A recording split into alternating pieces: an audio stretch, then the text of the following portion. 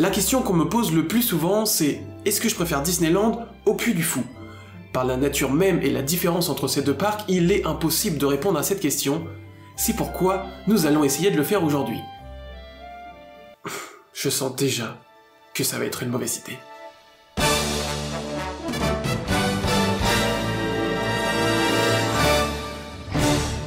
Puy du Fou, bonjour. Bonjour, merci pour l'invitation. Disneyland Paris, bonjour. Salut mon ami, toujours un plaisir de te voir. Monsieur Dufou, bonjour. Permettez-moi de vous expliquer le déroulement de cette rencontre, 5 thèmes différents sur l'univers des parcs. Celui qui a le plus de points à la fin remporte cette confrontation. Très bien, allons-y. Alors la première catégorie sur laquelle vous allez vous affronter, ce sont vos attractions. Pardon. Non, mais pardon, c'est drôle, mais avons-nous réellement besoin de débattre? Ce n'est pas, mon cher Disneyland, parce que nous n'avons pas d'attractions telles que vous les imaginez, que nous n'en avons pas. Ah bah si, je suis désolé, y a rien, y a R. C'est pas vos 3 pauvres parcours scéniques qui vont rectifier le tir. Je suis simplement contre l'idée de contraindre un des sens du visiteur. Oui. Allez hop, point pour moi, pas de débat. Deuxième catégorie de ce grand débat, nous allons parler des spectacles de vos parcs. Je vous en prie, à vous l'honneur. Alors est-ce qu'on parle des shows en intérieur ou des parades? Vous n'avez pas de parade, monsieur Dufou. J'ai une parade sur un de mes spectacles, et il y a même des oies. Non, on avait dit on parle pas des animaux. Ben si, il y a des oies. Non mais tch. On parle pas des animaux, on a dit. Voilà, allez, on enchaîne. J'ai l'impression que vous cherchez à éviter rapidement le sujet, monsieur Disney. Non, allons-y, parlons-en, j'en ai. 4, 5. 5? Non, soyons sérieux, on ne va pas épiloguer sur ce point-là tout de même.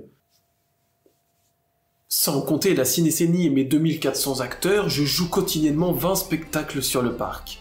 En comptant le Mime et l'Étoile, nouvelle création 2023 au Puy du Fou, retrouvez ma vidéo en description.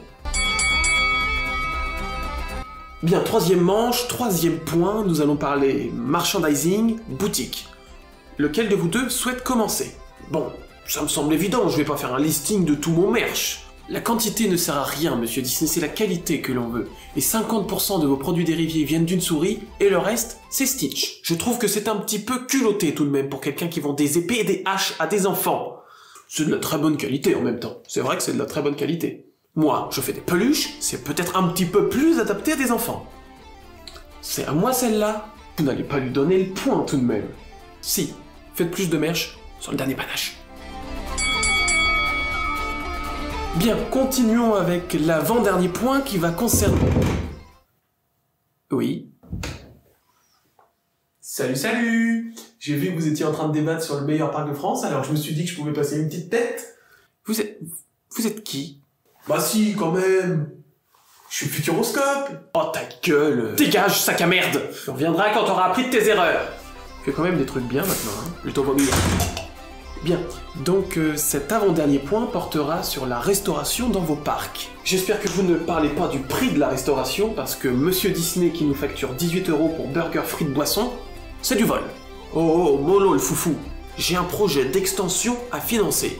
Les guests doivent participer. C'est vrai que c'est un peu cher.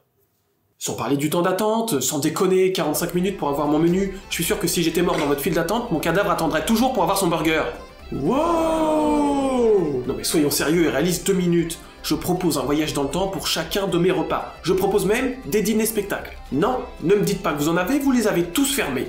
L'offre restauration de monsieur Disney pue du cul. Soit on te sert de la merde, soit tu débourses un SMIC pour avoir un repas haute gastronomie. Je suis désolé, mais c'est moi qui prends ce point-là.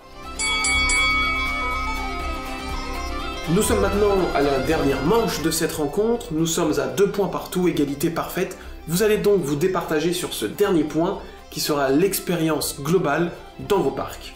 J'aimerais prendre la parole pour conclure, parce que nous savons tous ici que c'est moi qui dois remporter ce point. Ah bon? Oui, vous avez fait votre temps, monsieur le foufou. Les gens n'ont pas envie de passer la journée restés assis sur un banc à regarder des gens en armure, des gugus, jouer à la bagarre à l'épée. Chez nous, au Puy du Fou, vous remontez dans l'histoire, tout est réel. Vous ne montez pas des chevaux en bois, vous montez de vrais chevaux. Nous avons tellement de spectacles au Puy du Fou qu'en une journée, vous avez l'impression d'avoir voyagé 3 siècles, alors qu'à Disney, vous le faites en 5 minutes. Comme le disait Walt Disney lors de l'ouverture de son parc, à partir d'ici, vous quittez le présent, vous entrez dans le monde d'hier, dans le monde de demain et de la fantaisie éternelle. Lorsque vous entrez au Puy du Fou, vous entrez dans un monde qui est déjà dépassé. Nous sommes tellement passionnés par l'histoire que même nos sanitaires ressemblent à des toilettes médiévales, alors que chez vous, vos chiottes c'est seulement un autre endroit pour prendre des selfies.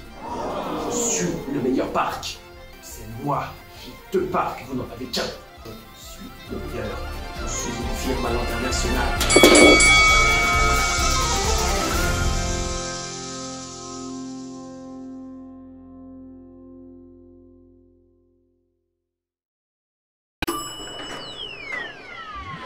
Squeeze, ils sont là! Sound tracker is ready for launch. Wildest ride in the wilderness. Nothing to worry about, right, fellas? Attention à tous les rangers de l'espace. N'appelle pas Monsieur Stark! Amenez vos couleurs! Immonde cafard!